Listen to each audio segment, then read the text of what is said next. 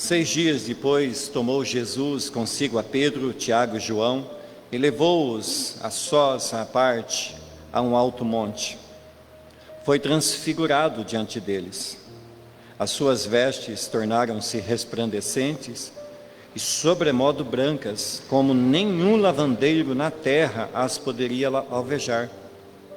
Apareceu-lhes Elias com Moisés e estavam falando com Jesus. Então Pedro, tomando a palavra, disse: Mestre, bom é estarmos aqui e que façamos 3 tendas. Uma será tua, outra para Moisés e outra para Elias. Pois não sabia o que dizer, por estarem eles aterrados. A seguir veio uma nuvem que os envolveu, e dela uma voz dizia: Este é o meu filho amado, a ele ouvi. E de relance, olhando ao redor, a ninguém mais viram com eles, senão Jesus. Ao descerem do monte, ordenou-lhes Jesus que não divulgassem as coisas que tinham visto, até o dia que o Filho do Homem ressuscitasse dentre os mortos. E eles guardaram a recomendação, perguntando uns aos outros o que seria o ressuscitar dentre os mortos. Interrogaram-no, dizendo: Por que dizem os escribas ser necessário que Elias venha primeiro? Então ele lhes disse: Elias, vindo primeiro, restaurará todas as coisas. Como, pois, está escrito sobre o Filho do Homem, que sofrerá muito e será aviltado. Eu, porém, vos digo que Elias já veio, e fizeram com ele tudo o que quiseram, como a seu respeito está escrito.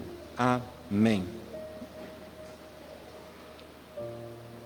Bondoso Deus, estamos aqui diante de Ti, ó Pai, diante desta palavra tão rica, tão necessária, mas tão difícil, Senhor. Como entendê-la sem a Ti, ó Espírito Santo, nos dando entendimento?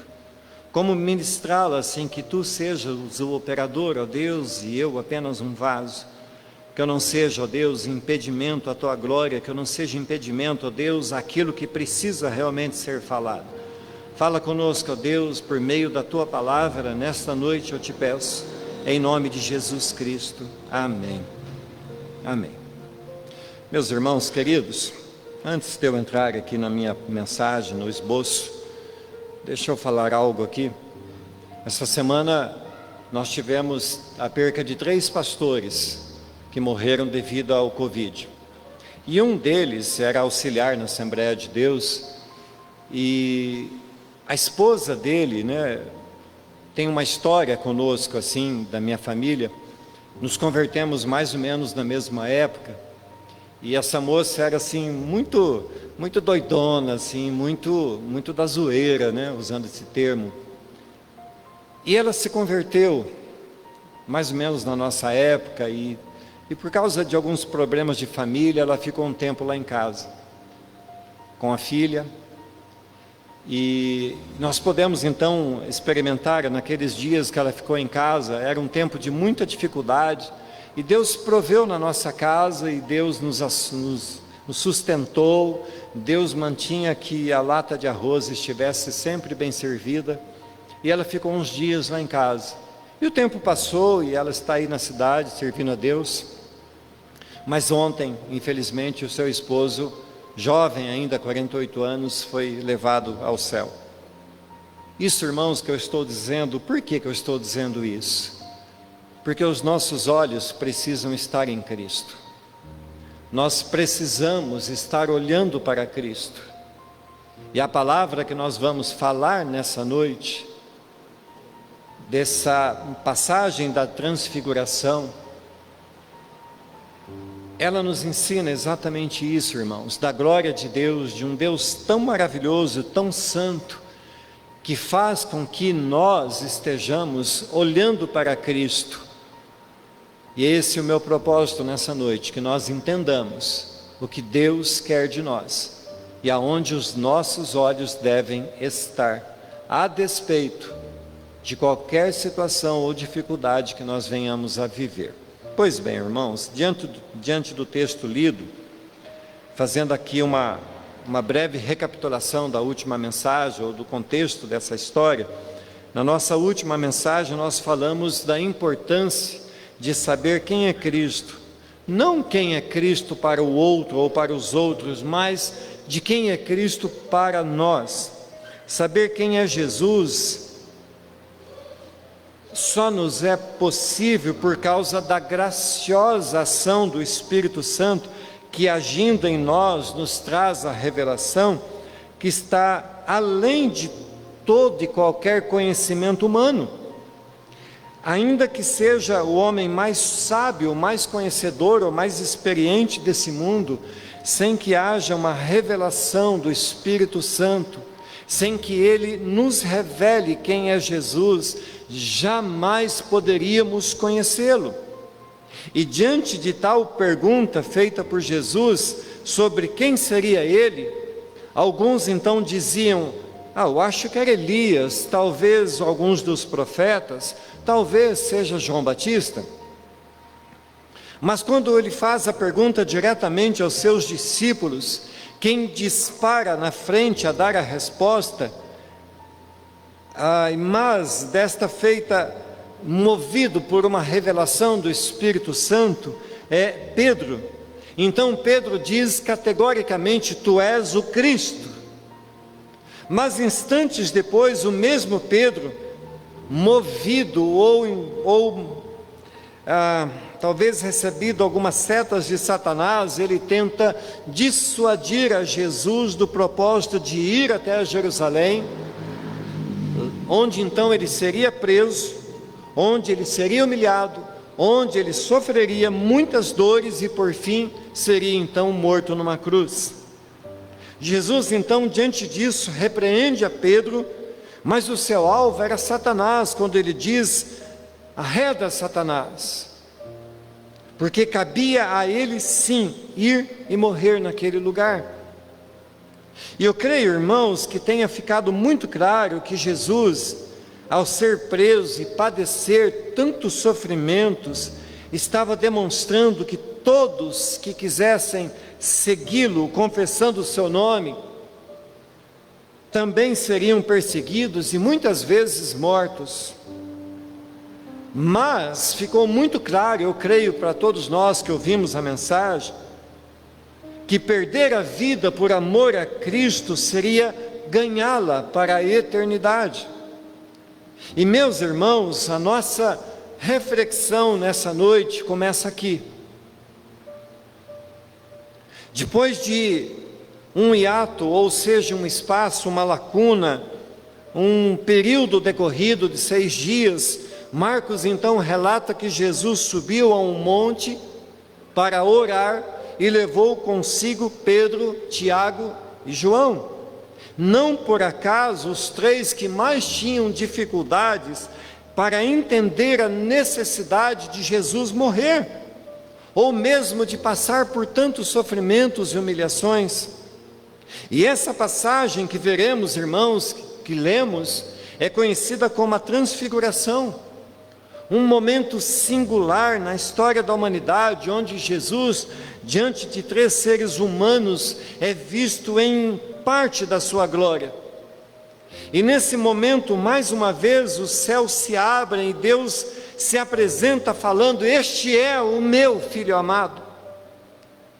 Essa passagem, meus amados irmãos, ela traz a tiracolo muitas dificuldades de interpretação, e é necessário ficarmos muito atentos para não entrarmos em contradições, para não florearmos aquilo que não é necessário ser floreado, para mantermos a exatidão do texto, para entendermos qual é a mensagem de Deus nessa passagem.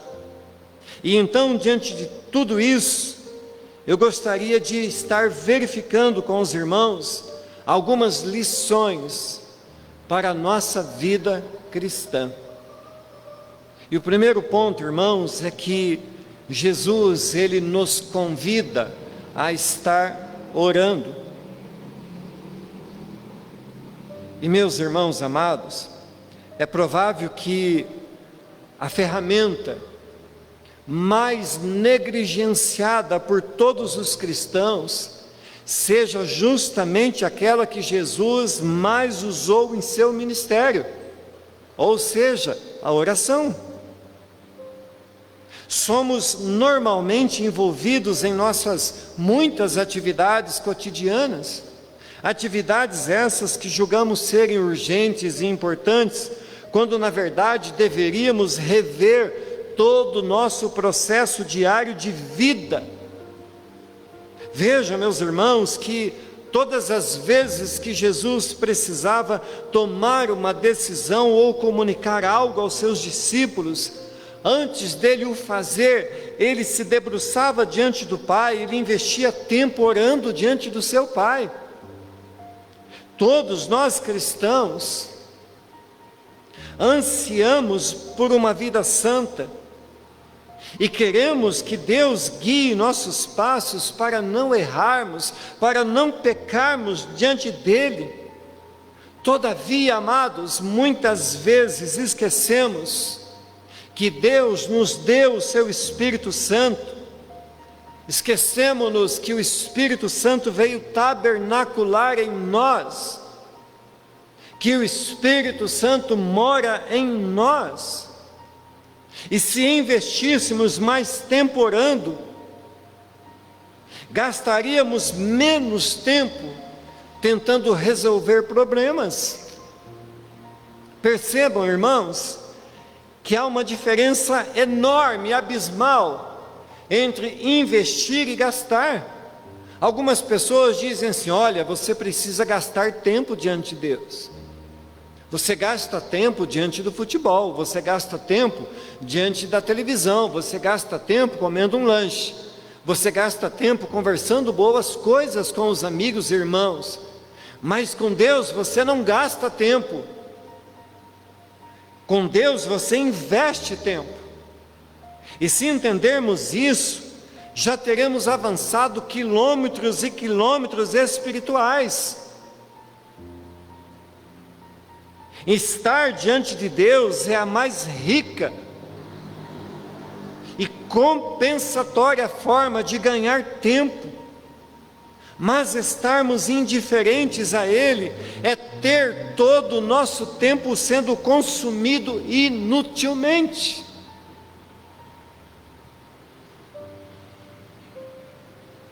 Devemos cuidar da nossa vida, devemos zelar pela nossa saúde, pelo nosso corpo, pelo nosso bem-estar, devemos investir tempo na nossa diversão, ter tempo de qualidade, etc. Mas nunca, irmãos, podemos esquecer que o primeiro lugar deve pertencer a Deus. Seguir aquilo que a palavra nos tem dito, devemos buscar em primeiro lugar o reino de Deus. Muitas vezes, ao acordar e respirar e perceber a misericórdia de Deus se renovando em nossa vida, a primeira coisa que fazemos é ligar o celular para ver se não tem uma mensagem, quando deveríamos agradecer a Deus por estarmos acordando pela manhã. Meus amados, falando em diversão, vocês sabiam que o significado de divertir vem do latim divertere, que significa virar em direção diferente, ou virar para o lado. A ideia é de se desviar de um foco, voltando-se em outra direção, voltar-se para um lado diferente das preocupações. Divertir para refrigerar a alma, para esquecer um pouco as atribulações dessa vida. Mas, irmãos, isso é bom, mas pode ser como eu digo isso, pode ser uma atitude, muitas vezes, de proporções eternamente fatais. Divertir, irmãos, é maravilhoso, mas nós temos que cuidar com o tempo que dedicamos à diversão, a satisfazermos-nos, e ao tempo que temos dedicado a viver para o Senhor. Afinal, muitos são os que, no afã de viverem uma vida divertida, têm perdido o foco daquilo que realmente importa, deixando as coisas eternas em segundo plano.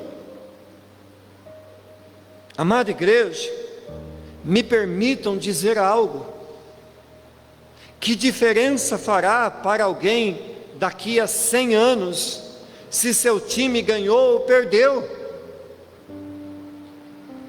Se sua série preferida não foi assistida até o fim? Poderíamos enfileirar aqui muitos Cs, mas eu quero deixar para que cada um arrazoe, pense, medite a respeito disso. O que é que tem tomado mais tempo na minha vida? Por que é que eu não tenho colocado Deus em primeiro lugar?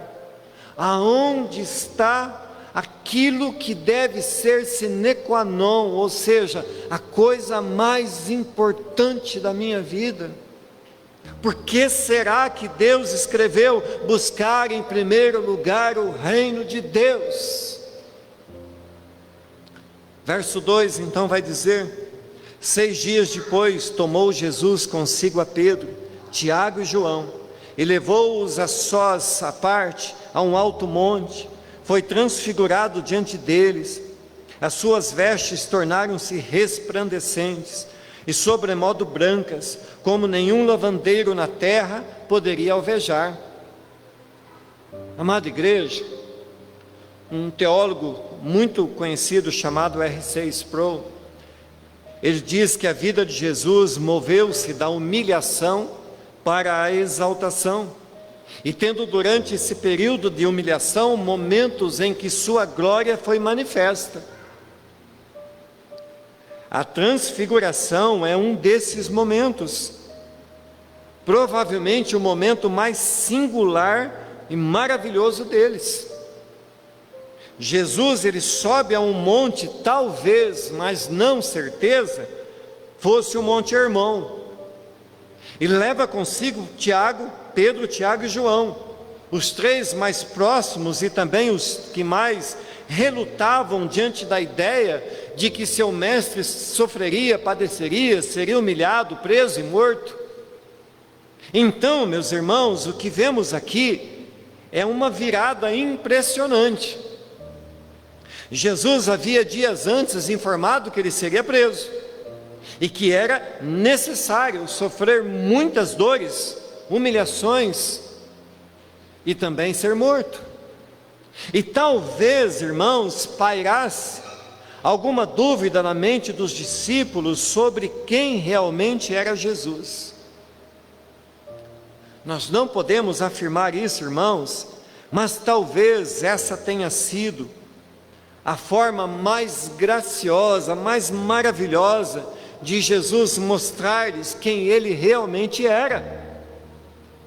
Sabe aquela conversa de que você explica algo para alguém, fala, chama atenção, dá conselho, e então você diz: eu vou ter que desenhar para essa pessoa entender o que eu estou querendo dizer.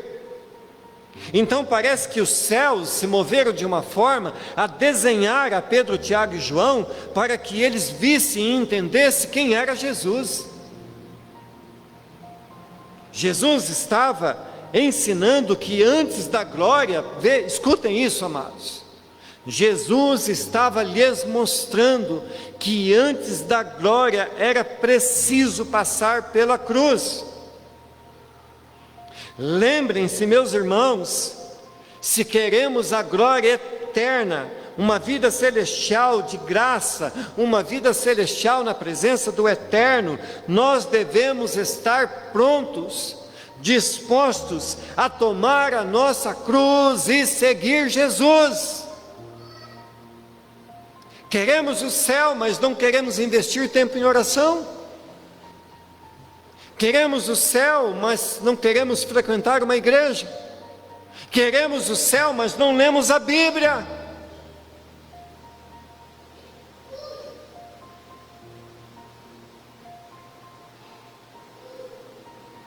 Lucas, relatando o mesmo episódio, ele diz que enquanto Jesus orava, ele foi transfigurado. Meus irmãos, a palavra que está sendo usada aqui do grego é metamorfos, mas não quer dizer, nós sabemos o que é metanoia. Metanoia é mudar de mente, é ter a nossa mente transformada, está lá em Romanos 12. Mas a palavra usada aqui, metamorfo, ela não quer dizer que Jesus foi transformado em outra coisa. O sentido aqui de transfiguração diz mais respeito a que ele foi revelado como ele realmente é. Ele deixou-se ver por seus discípulos quem ele era, o seu poder, a sua glória, o seu resplandecer. Imaginem, meus irmãos, que coisa maravilhosa, que experiência fantástica Pedro, Tiago e João tiveram. Eles puderam vislumbrar uma fagulha, um pouco, de quem era e como era Jesus. Lembrem-se que até então eles olhavam para Jesus e viam apenas um homem que passaria por humilhação, por dor, por perseguição. E como haviam sido avisados que morreria. Mas agora eles estavam vendo quem realmente era o Cristo revelado por Deus a Pedro, mas que Pedro ainda não tinha entendido a grandeza desta revelação. Tu és o Cristo. Mas Pedro ainda não tinha captado quem de fato era aquele que ele chamava de o Cristo. O verso 3 vai dizer que suas vestes eram tão brancas, que superavam tudo que jamais alguém poderia fazer usando qualquer tipo de alvejante na terra. Não só brancas, como resplandecentes. E aqui, irmãos, por isso é bom conhecer o contexto cultural, a história, como que era, por que está escrito isso. Para nós soa normal, visto que nós temos uma visão ampla da história, conhecemos a história, mas para os discípulos era uma visão extremamente reveladora de quem é que estava diante deles. Na cultura oriental, a roupa era o que a pessoa usava. Logo, ao verem suas vestes resplandecendo, souberam que diante deles estava alguém muito maior do que eles poderiam imaginar. Mas é importante sabermos, irmãos, que a glória ali manifestada ainda não era a glória que ele teria quando fosse assunto aos céus depois da sua ressurreição. Essa glória está além do que qualquer pessoa possa descrever. Vejam só, irmãos, o que diz Apocalipse 19, apenas ouça. Apocalipse 19. Vejam o apóstolo João tentando descrever quem era Jesus. Vi o céu aberto e eis um cavalo branco. O seu cavaleiro se chama Fiel e Verdadeiro, e julga e peleja com justiça. Os seus olhos são chama de fogo. Na sua cabeça há muitos diademas, tem um nome escrito que ninguém conhece, senão ele mesmo. Está vestido com um manto tinto de sangue, e o seu nome se chama o Verbo de Deus. E seguiam-nos os exércitos que há no céu, montando cavalos brancos com vestiduras de linho finíssimo, branco e puro.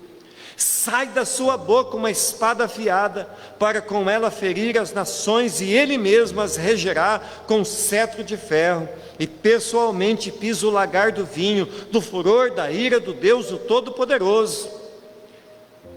Tem no seu manto e na sua coxa um nome escrito: Rei dos Reis e Senhor dos Senhores. Como descrever a glória de Cristo, irmãos? Então, o que esses homens estavam vendo era uma fagulha do que verdadeiramente era o Cristo de Deus. Segundo ponto, olhando para Cristo e somente para Ele. Os homens tendem a tirar os olhos do alvo e com isso constantemente perdem-se e sofrem. Muitos acidentes de carro, de moto, acontecem porque uma pessoa que está dirigindo, de repente desvia o seu olhar para mexer no rádio, ou para catar alguma coisa que caiu enquanto dirigia, e um leve puxão no volante o faz colidir com alguém, com alguma coisa, e muitas vezes isso é fatal. A própria palavra pecado significa errar o alvo. Quando nós tiramos os nossos olhos daquele que é o norte das nossas vidas, fatalmente, perigosamente, nós podemos colidir, nós podemos ter prejuízos de proporções inimagináveis. Por isso Paulo dizia, olhando para Cristo, autor e consumador da minha fé: aonde estão os nossos olhos? Pedro, Tiago e João estavam estupefatos diante da glória de Cristo, quando de repente surge diante deles nada mais, nada menos do que duas das figuras mais importantes de toda a cultura e de toda a religiosidade judaica, Moisés e Elias. E veja, irmãos, verso 4, apareceu-lhes Elias com Moisés e estavam falando com Jesus. Falando com Jesus. Meus irmãos, precisamos olhar para esse verso com muito cuidado. Uma interpretação equivocada dele pode causar muito prejuízo, como assim tem se feito em muitos lugares, muita confusão. A partir deste verso, algumas religiões defendem a reencarnação. A partir desse verso, muitas religiões defendem o diálogo com os mortos, afinal dizem, aí está, dois mortos conversando com pessoas vivas. Alguns até acusam Jesus de quebrar a lei, o censuram por estar conversando ou consultando mortos.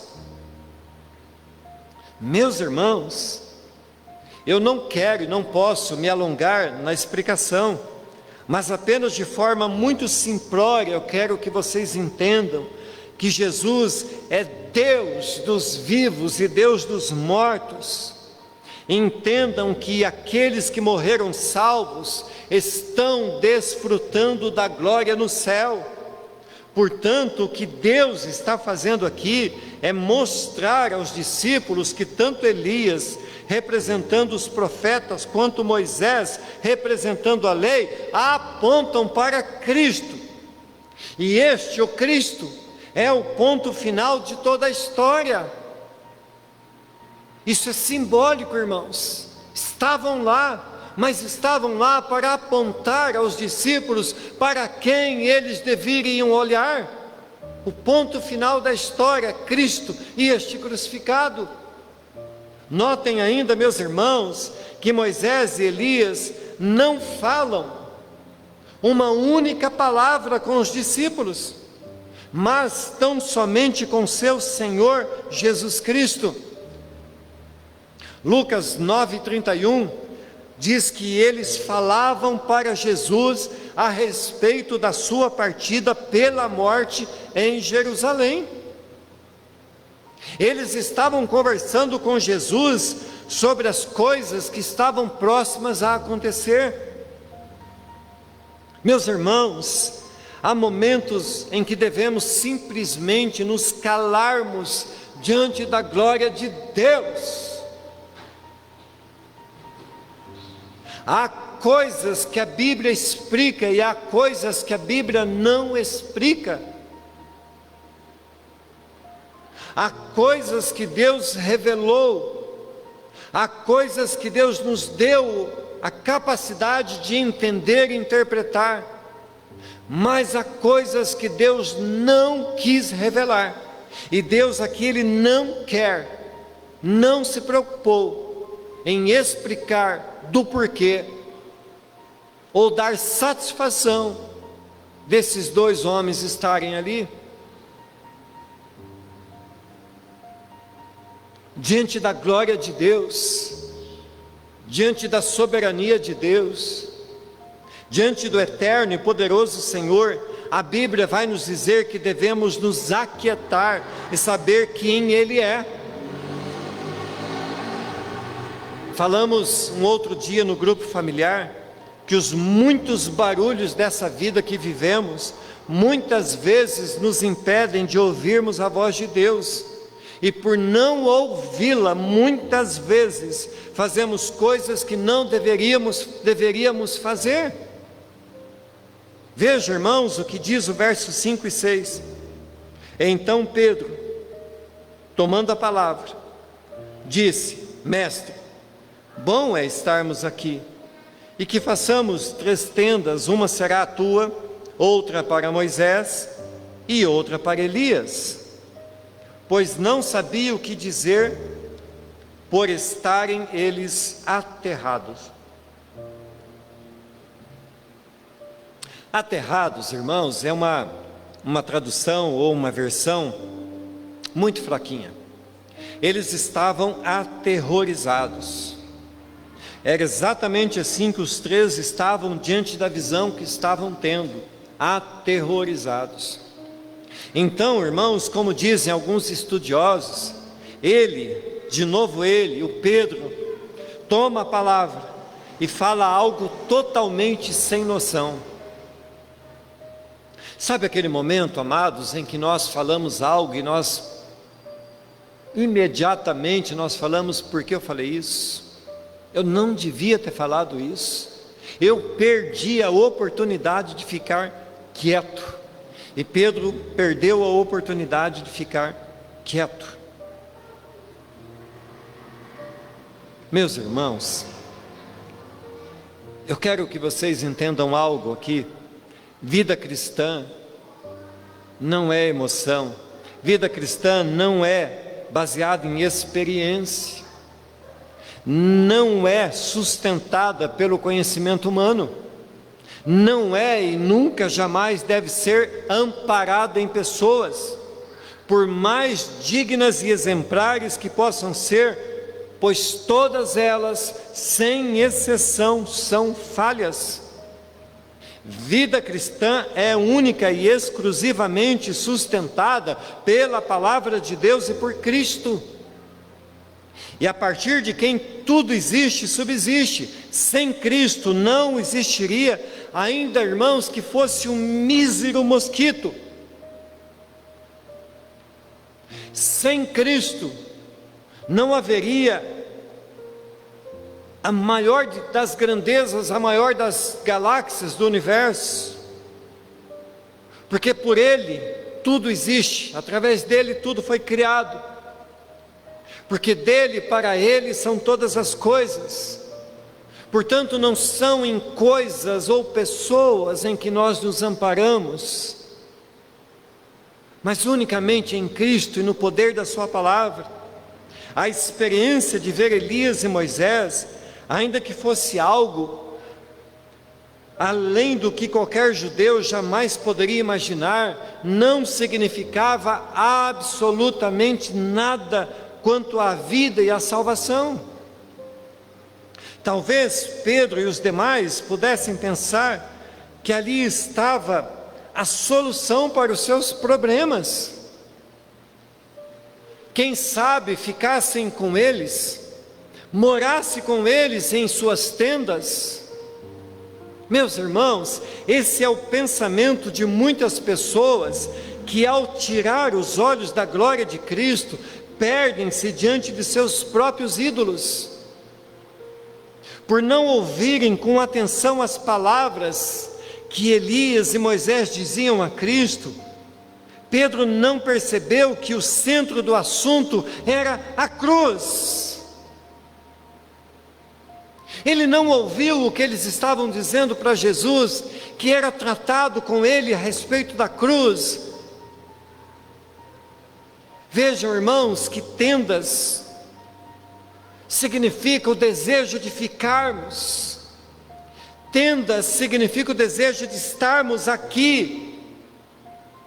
Tenda significa que nós estamos dando mais valor àquilo que é transitório do que aquilo que é eterno.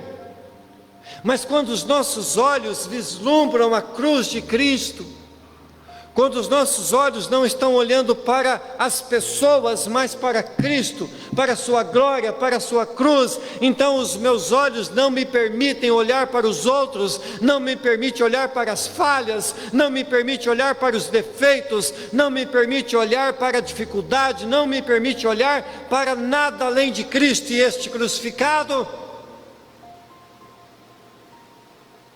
As palavras de Pedro foram tão sérias, que algo ainda maior e mais impressionante estava prestes a acontecer.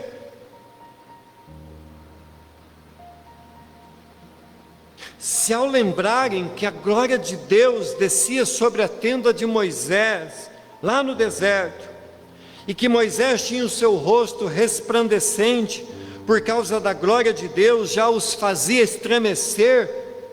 Imaginem, irmãos, se isso acontecesse com eles, naquele lugar. E por causa da proposta de Pedro, foi exatamente isso que aconteceu. Veja, irmãos, verso 7. A seguir, veio uma nuvem que os envolveu, e dela uma voz dizia: este é o meu filho amado, a ele ouvi. Amada igreja, Jesus está acima de todos os homens, seu nome está acima de todos, ainda que sejam os mais poderosos da terra, nada são diante da glória do nome de Cristo. Ainda que sejam os mais ilustres personagens bíblicos, ainda que seja Elias, ainda que seja Moisés, ainda que seja Maria ou qualquer um dos apóstolos, todos, assim como nós, aguardam o dia da redenção e da vinda do Cristo. Temos na figura de Elias e Moisés o arrebatamento dos vivos na vinda gloriosa de Cristo e a transformação de nossos corpos mortais em corpos de glória semelhantes a Cristo. Percebam, meus irmãos, que Deus está corrigindo o curso dos pensamentos dos discípulos, está mostrando a eles para quem deviam olhar e a quem deviam ouvir. Assim como no batismo de Jesus, então mais uma vez a voz de Deus resplandece dizendo: este é o meu filho amado. E por fim, Deus deixa muito claro que não devemos ouvir nada e ninguém além de Cristo.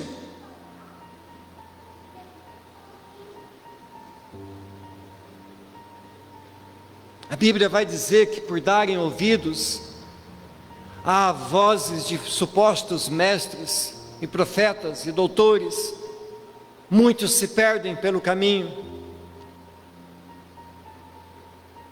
Meus irmãos, a Bíblia diz que a multidão de conselhos, que na multidão de conselhos há sabedoria, mas vejam que nada que fuja à exatidão da palavra de Deus pode ser considerado como a resposta certa para a nossa vida. Por isso que nós temos que conhecer a palavra de Deus, porque ainda que seja eu ou qualquer outra pessoa te dando um conselho que não encontre respaldo na palavra de Deus, fuja, não ouça, não aceite, porque somente na palavra de Deus estão as bases para seguirmos o nosso caminho. Como eu disse outro dia, num mundo de tanto relativismo, tanta informação desencontrada, de tanta heresia, de tanta blasfêmia, precisamos atentar para a palavra de Deus e tê-la guardada em nosso coração para não pecar contra Deus.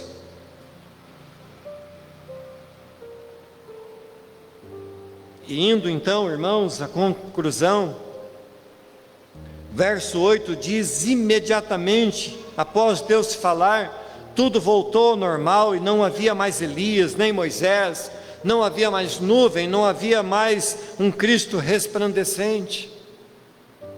Agora era seguir a vida, mas sem esquecer das palavras que ali tinham ouvido. Ouvi a Cristo, a Ele ouvi.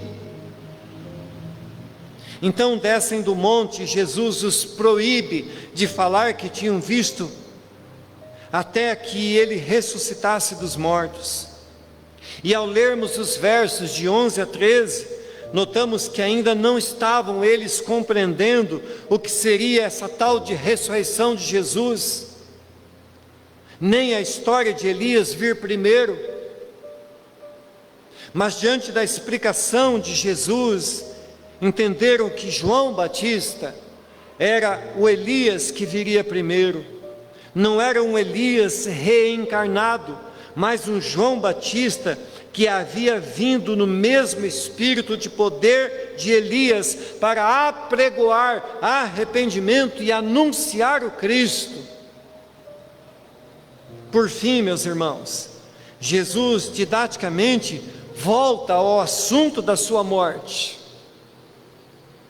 E no verso 12 ele reafirma que assim como fizeram com João Batista, fariam também com ele.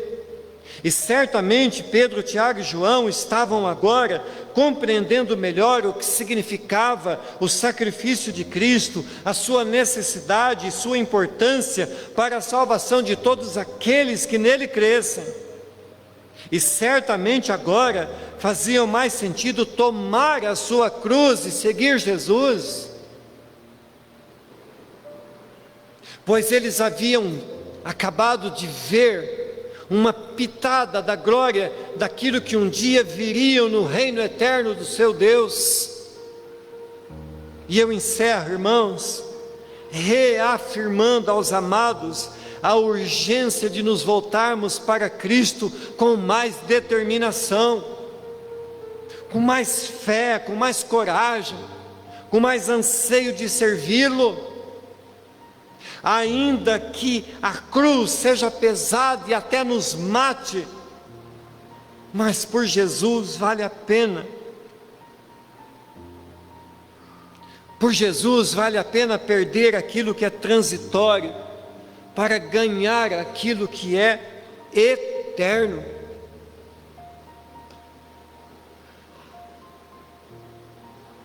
A aplicação de toda essa palavra, de toda essa história para nós, irmãos, é que mesmo diante de uma experiência que nos mostra a glória de Deus, nós não viveremos desta experiência.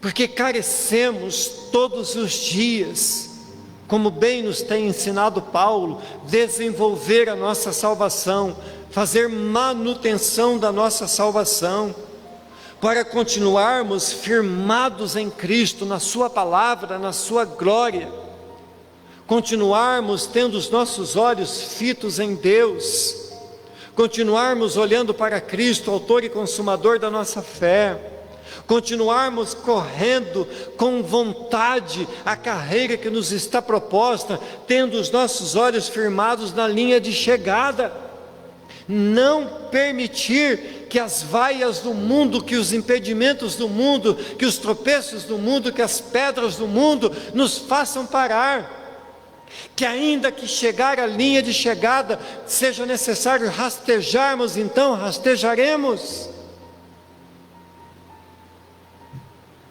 Jesus nos disse que seria tempos difíceis, mas Ele estaria conosco até a consumação dos séculos. Então eia, Levantemos nossas cabeças, como cantamos agorinha, os que confiam no Senhor. Quem são os que confiam no Senhor? Eu e tu, eu e você que me ouve e assiste pela internet. Este é o tempo, irmãos, de estarmos atentos que a palavra de Deus tem nos dito. Prepara-te para encontrares com o Senhor teu Deus. Nós não sabemos quando e como. O que sabemos é que temos que estar prontos. O que sabemos, amados irmãos, é que um dia, numa eternidade além da nossa compreensão, antes que o mundo fosse mundo, Deus nos elegeu para a sua glória eterna. Deus nos escolheu para estarmos com Ele no dia eterno. E cabe a cada um de nós seguirmos em Cristo, no poder da sua glória, triunfantemente olhando para o alvo e seguirmos para o nosso destino. Não permita que o medo te impeça de servir a Deus. Não permita que a preguiça te impeça de servir a Deus. Não permita que as diversões do mundo ocupem mais espaço na sua vida do que Cristo. Olhando para Cristo, esse é o conselho de Deus. Ouvir somente a Cristo, esse é o conselho de Deus.